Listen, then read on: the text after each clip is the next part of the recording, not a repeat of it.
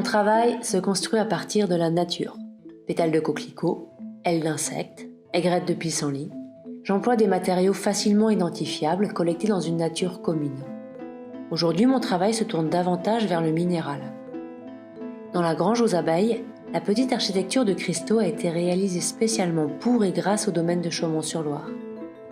Elle propose une déambulation circulaire autour d'éléments traversés par la lumière, qui par effet de translucidité révèlent la complexité et la beauté de l'organisation structurelle des cristaux de calcite. La délicatesse de ce matériau naturel intrigue. Ça ressemble un peu à du givre, à des plumes, et aussi un côté végétal. Les règnes se confondent. Il s'agit bien du minéral, mais justement, comme une plante, on dit des cristaux qu'ils poussent. Au mur, les 5 grands formats donnent à voir une autre perception des cristaux. Ils mettent en valeur le sentiment de la lumière, qui est réfléchi en éclat argenté.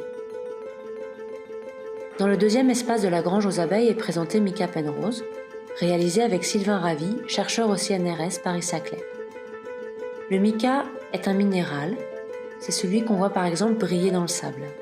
Il est assemblé en un pavage qui schématise la manière dont les atomes sont ordonnés au sein d'un quasi-cristal.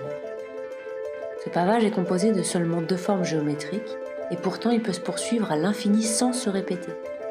Chaque œuvre a une disposition unique. Mais ce qui surprend surtout, ce sont les couleurs, qui changent en fonction du déplacement du spectateur. Ces couleurs dites teintes de Newton sont très spécifiques et pourtant on les connaît tous. Ce sont les mêmes couleurs que sur les bulles de savon, éphémères, alors qu'ici on peut les observer aussi longtemps qu'on le souhaite. Le domaine de Chaumont-sur-Loire a une atmosphère qui lui est propre. C'est un lieu inspirant, aussi bien pour ceux qui sont invités à exposer que pour les visiteurs. La nature environnante place le visiteur dans un temps propice à la contemplation.